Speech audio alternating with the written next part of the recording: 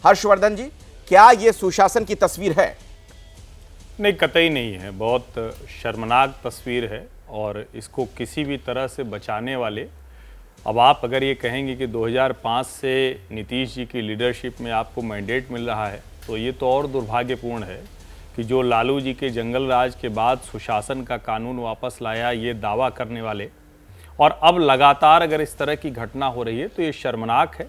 और एक बात देखिए, कहीं भी हत्या हो सकती है, किसी की भी हत्या हो सकती है। चूँकि मुकेश सहनी बड़े नेता हैं, उनके पिता की हत्या हो गई तो आज शायद राष्ट्रीय टीवी चैनलों पर भी ये चर्चा हो रही है।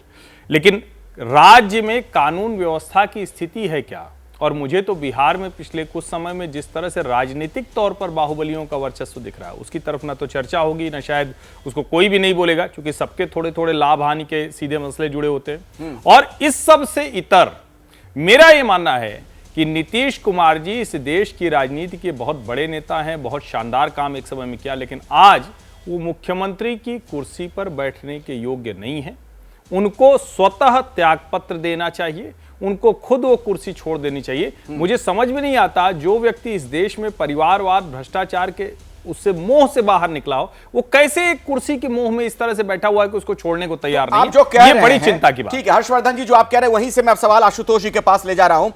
आशुतोष जी, 2005 से अब तक लगभग 20 साल हो जाएंगे, 2025 में नीतीश कुमार लगातार मुख्यमंत्री हैं। बीच में 9 महीना लगभग जीतन राम मांझी वाला छोड़ दीजिए आप।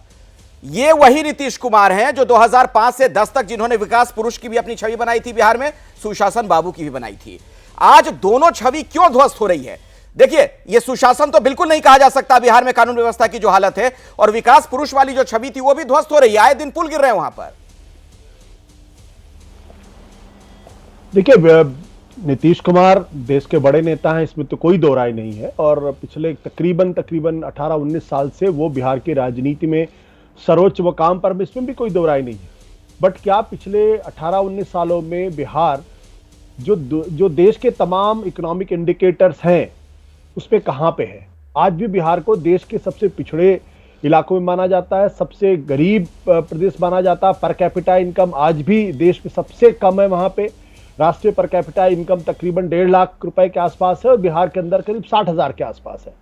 तो 20 साल बहुत होता है किसी प्रदेश को मूल रूप से आमूल चूल परिवर्तन करने के लिए, लेकिन मुझे तो नहीं दिखाई पड़ता है। हाँ, जब वो 2005 में बने थे, 2005 से लेकर 2010 के बीच में जरूर उन्होंने बहुत अच्छा काम किया था और तब सब लोगों ने उनकी तारीफ की थी।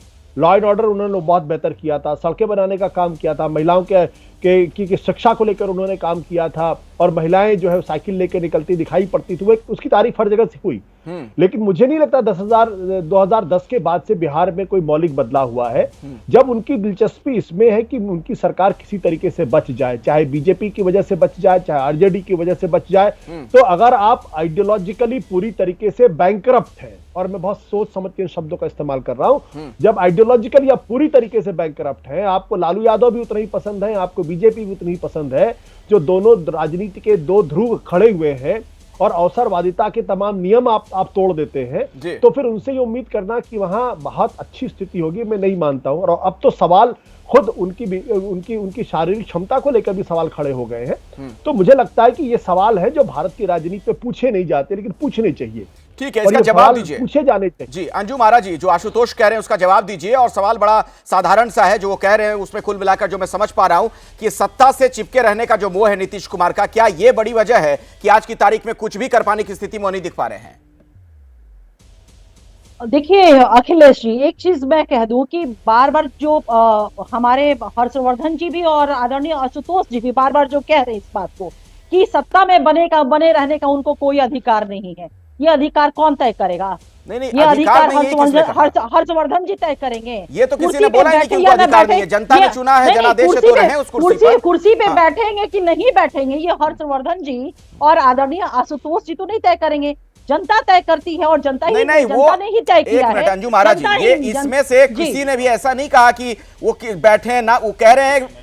हर्षवर्धन जी जवाब दीजिएगा, लेकिन आशुतोष ने जो बात कही वो कह रहे हैं कि वो हर विचारधारा के साथ कंफर्टेबल हैं कुर्सी पर बने रहने के लिए। नहीं। मतलब दो छोर पर जो लोग बैठे हैं, बीजेपी आरजेडी किसी के साथ भी सरकार बना लेते हैं। हमारे माननीय मुख्यमंत्री नीतीश कुमार जी की एक ही विचारधारा है कि बिहार की जनता से, आवाम से जो वो कमिटमेंट किया है उस कमिटमेंट को पूरा करना, और इसके लिए वो निर्णय करते रहे।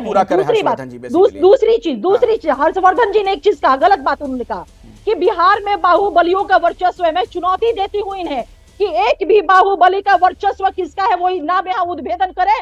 मैं इनको विश्वास दिलाती हूँ कि 24 घंटे के अंदर उस बाहुबली का अगर किसी ने इस तरह का कृत्य किया है तो उसके खिलाफ कानून कार्रवाई करेगा। और यही बात उसके लिए कहिएगा जिसने मुकेश सहनी के पिता की हत्या की, 24 घंटे के अंदर पकड़ा जाएगा वो भी। और यही कारण निश्चित रूप से पकड़ा जाएगा। 24 घंटे के अंदर ये बोलकर जा रही हैं आप एबीपी न्यूज़ पर।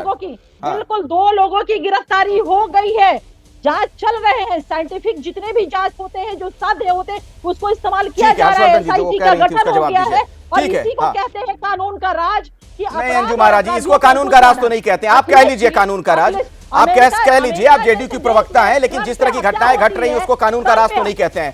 कानून शासन जो होता है ना इकबाल से चलता है, इसमें ऐसा नहीं कहा जा सकता है। आज पुलिस का डर नहीं दिख रहा है बिहार में, जो अपराधी हैं वो बेखौफ नजर आने लगे हैं। हर्षवर्धन जी कुछ कहना चाहते हैं आप? अपराध और अपराधियों को बर्दाश्त नहीं करना, इसी को कहते हैं कानून का राज और इसी को कहते हैं। ठीक है, आप कह लीजिए कानून का राज। हर्षवर्धन जी, सरकार इसे लगा रही है।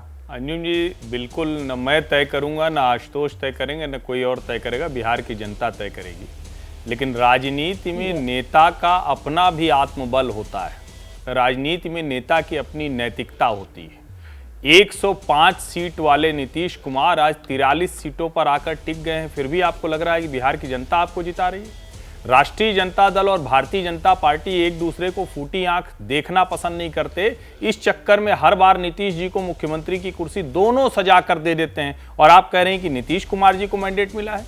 और अगर यही मैंडेट है तो जिन नीतीश कुमार की प्रशंसा हम सब लोग करते थे, और बिना किसी संकोच के मैं कह रहा हूं कि अगर आज मैं ये कह रहा हूं कि वो मुख्यमंत्री की कुर्सी की योग्य नहीं है, तो एक समय तक हम लोग ये कहते थे कि बिहार जैसे राज्य को जिस तरह से लालू जी के जंगल राज से खींचकर नीतीश कुमार लाए वो बहुत बड़ी बात थी। और बाकी चीजें आशुतोष जी ने गिनाई है, मैं उसको दोबारा नहीं कहूंगा, लेकिन कहीं तो जाकर नेता ये सोचेगा ना। और आज नीतीश कुमार जी के ऊपर ये आरोप लगते हैं, मैं नहीं जानता हूं, मैं पटना में नहीं बैठा हूं, लेकिन लोग पटना के गलियारों में ये कहते हैं कि नीतीश कुमार जी अब इस मनोदशा में, मना स्थिति में नहीं है कि वो अपने निर्णय ले सके, सरकार दूसरे लोग चला रहे हैं। ऐसे में कैसे सरकार चल पाएगी? और उसका उदाहरण कई बार दिखता है नीतीश कुमार जी के भाषणों में, नीतीश कुमार जी के व्यवहार में। बाकी आप उस पार्टी की प्रवक्ता हैं, आप कुछ भी कह सकते हैं, आप स्वतंत्र। जैसे ही घड़ी का काटा दोपहर 2:30 पे आए, बबीता जी का दिल सास बहू साजिश के लिए मचल जाए।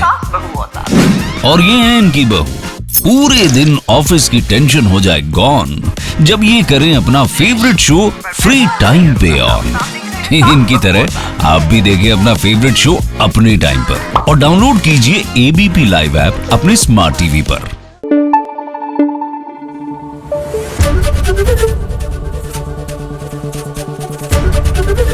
एबीपी न्यूज़ आपको रखे आगे।